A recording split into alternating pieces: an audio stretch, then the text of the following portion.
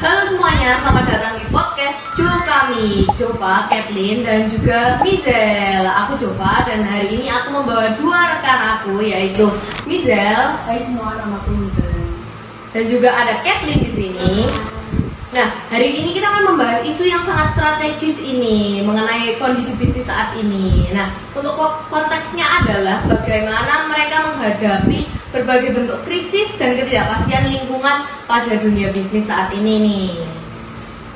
Jadi podcast kali ini itu merupakan hasil analisis strategis kami bertiga terhadap perusahaan-perusahaan nasional, khususnya perusahaan yang terdaftar di Bursa Efek Indonesia, khususnya dalam konteks bagaimana perusahaan-perusahaan tersebut menghadapi berbagai bentuk krisis dan ketidakpastian lingkungan bisnis khususnya di era zaman sekarang ini nih.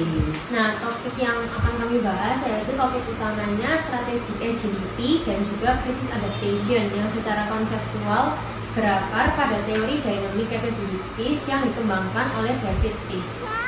Nah, untuk teori-teorinya sendiri ini ada 3 ya teman-teman. Nah, untuk keunggulan kompetitif perusahaan ditentukan oleh perubahan dari 3 teori ini, yaitu yang pertama sense, yaitu perubahan lingkungan, yang kedua SIS, peluang yang strategis, dan juga transform, model bisnis secara berkelanjutan. Nah, bukan semata oleh skala atau kepemilikan sumber daya pada umumnya, tapi kepekaan terhadap dinamika pasar nih, yang seperti teknologi, perilaku konsumen, yang memungkinkan perusahaan untuk merespon secara cepat, mengambil keputusan secara strategis namun juga tepat, serta melakukan inovasi dan pembaruan berkelanjutan agar tetap adaptif dan unggul dalam lingkungan bisnis yang sangat-sangat dinamis saat ini nih. Oke, krisis-krisis seperti perlambatan ekonomi, inflasi yang menekan daya beli, disrupsi supply chain global, serta perubahan perilaku konsumen sekarang ini menjadi ujian nyata terhadap efektivitas strategi perusahaan. Kondisi-kondisi ini tuh memaksa perusahaan untuk mengevaluasi kembali nih ketahanan model bisnis, struktur biaya, serta fleksibilitas operasional yang mereka miliki. Perusahaan yang tidak siap untuk beradaptasi biasanya tuh cenderung mengalami penurunan nih dari sisi penjualan maupun profitabilitas. Sebaliknya, perusahaan yang memiliki strategi adaptif mampu untuk merespon krisis-krisis yang terjadi dengan melakukan efisiensi, diversifikasi sumber pasokan, inovasi produk, serta penyesuaian strategi pemasaran sesuai dengan kebutuhan konsumen yang berubah lah ya pola pikirnya. Maka dengan demikian, krisis itu tidak hanya menjadi ancaman, tapi juga momentum bagi perusahaan untuk memperkuat daya saing dan juga merubah strategi mereka untuk membangun keunggulan jangka panjang nih. Nah, oleh karena itu, melalui podcast ini kami menganalisis 4 perusahaan BEI atau Bursa Efek Indonesia dari sektor yang berbeda untuk melihat bagaimana teori strategic agility ini benar-benar diterapkan dalam praktek nyata bukan hanya di level konsepnya. Perusahaan yang akan kita bahas pertama yaitu PT Catur Sentosa Adiparna Tbk atau biasanya bisa disingkat CSAP.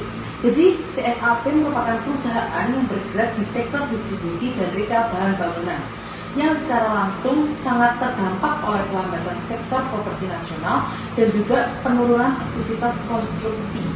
Nah, berdasarkan data dari Badan Pusat Statistik, pertumbuhan sektor konstruksi ini mengalami perlambatan pasca pandemi, dan kondisi ini berdampak langsung pada turunnya permintaan bahan bangunan. Dari sisi keuangan sendiri, CSAP memiliki karakteristik margin yang relatif tipis. Margin laba bersih CSAP secara historis berada di kisaran 2 hingga 4%, sehingga kenaikan biaya logistik dan juga distribusi menjadi risiko yang cukup signifikan terhadap profitabilitas. Namun kita jika melihat dari perspektif strategic agility ini, CSAP tidak hanya merespon dengan krisis dengan efisiensi biaya, tetapi juga melalui perubahan model bisnis nih. Nah, CSAP juga tidak hanya bertahan sebagai distributor B2B, tetapi juga mengembangkan retail modern melalui Mitra 10 dan juga Atria, yang memungkinkan perusahaan ini menjangkau konsumen akhir secara langsung. Nah, dari strategi ini itu menggeser sebagian pendapatan CSAP ke segmen B2C yang relatif lebih stabil nih dan tidak sepenuhnya bergantung pada proyek properti yang berskala besar. Oh, jadi secara finansial ini jika CSAP mampu meningkatkan efisiensi operasional hanya sekitar 1%, dampaknya ini terhadap laba bersih akan jauh lebih besar nih dibandingkan strategi menaikkan harga jual di tengah permintaan yang memang melemah saat ini nih. Dan hal ini menunjukkan penerapan bisnis model reconfiguration sebagai bentuk krisis adaptation yang bersifat struktural bukan hanya reaktif. Nah, kita lanjut di perusahaan kedua yaitu PT Astra International Tbk atau ASII. Nah, Astra International ini menghadapi tantangan penurunan daya beli masyarakat serta disrupsi industri otomotif global, termasuk pergeseran menuju kendaraan listrik. Namun kekuatan utama Astra terletak pada struktur bisnisnya yang sangat terdiversifikasi. Secara data, kontribusi sektor otomotif ini terhadap total pendapatan Astra itu kurang dari 50%.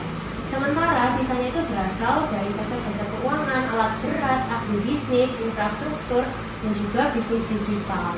Nah, diversifikasi ini membuat pendapatan Astra ini relatif lebih stabil ya, meskipun terjadi penurunan penjualan karena kendaraan bermotor di pasar domestik nih.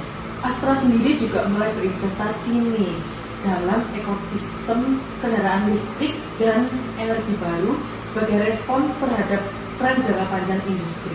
Nah, lalu dari sisi financial reasoningnya sendiri, investasi jangka panjang ini memang berpotensi menekan cash flow dalam jangka pendek, namun membuka peluang peningkatan future earnings dan relevansi bisnis di masa depan. Nah, dalam rangka teori dynamic capabilities ini, Astra berhasil menyimbangkan eksploitasi bisnis yang sudah matang dengan eksplorasi bisnis baru yang berorientasi jangka panjang seperti mobil listrik. Oke, jadi untuk perusahaan yang ketiga yaitu PT Indofood Sukses Makmur Tbk.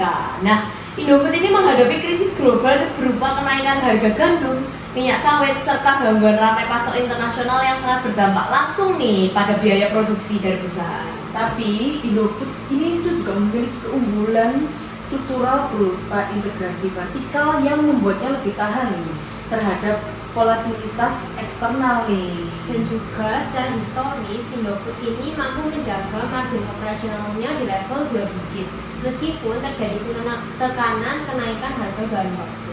Selain itu juga Indofood ini juga melakukan penyesuaian ukuran kemasan dan juga harga produk nih biar harga-harga produk yang mereka jual ini tetap terjangkau untuk segala konsumen di segala kalangan juga nih. Lalu strategi ini menjaga keterjangkauan produk tanpa mengorbankan volume penjualan secara signifikan. Nah, jika diasumsikan nih, permintaan pasar ini cenderung sangat stagnan ya, maka strategis efisiensi biaya dan volume penjualan menjadi kunci utama nih untuk meningkatkan profitabilitas sendiri. Pendekatan ini mencerminkan penerapan operational agility dan adaptive pricing strategi yang sangat relevan nih dalam konteks krisis. Nah, perusahaan yang keempat yaitu PT Unilever Indonesia Tbk. Unilever Indonesia sendiri menghadapi tekanan penurunan daya beli masyarakat serta persaingan yang semakin ketat dari brand-brand lainnya, khususnya brand lokal nih. Dan juga dalam beberapa tahun terakhir ini Unilever Indonesia itu mencatat perlambatan pertumbuhan penjualan domestik yang mencerminkan perubahan perilaku konsumen.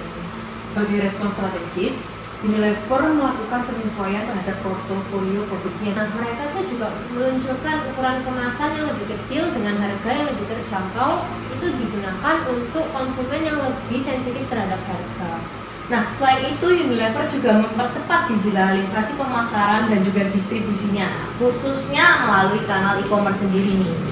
Secara finansial sendiri, jika biaya distribusinya itu bisa ditekan sekitar 1 hingga 2% melalui optimalisasi digital channel, dampaknya terhadap margin akan cukup signifikan. Dan ini menunjukkan bahwa agility tidak selalu berarti inovasi besar, tetapi kecepatan dan ketepatan dalam membaca perubahan pasar. Dari keempat studi kasus yang telah dibahas, dapat disimpulkan bahwa strategic agility merupakan faktor kunci dalam menjaga ketahanan perusahaan di tengah krisis yang terjadi. Berdasarkan sintesis teori dan praktik tersebut, kami mengusulkan beberapa solusi strategis yang dapat diterapkan lintas industri nih. Solusi yang pertama yaitu Crisis Simulation Lab. Nah, itu merupakan simulasi krisis berbasis data untuk meningkatkan kesiapan manajerial di sebuah perusahaan. Nah, solusi yang kedua adalah Agile business unit, yaitu unit kecil lintas fungsi dengan kewenangan pengambilan keputusan yang cepat. Lalu solusi yang ketiga ada AI based demand sensing untuk membaca perubahan perilaku konsumen secara real time. Dan yang terakhir adalah crisis to opportunity mindset yang berarti menjadikan krisis sebagai momentum inovasi. Podcast ini kami unggah ke YouTube sebagai upaya menyebarkan analisis strategis kepada publik secara lebih luas lagi nih. Dan melalui pendekatan secara digital, diskusi akademik ini dapat diakses oleh masyarakat umum dan tidak hanya terbatas pada ruang kelas saja.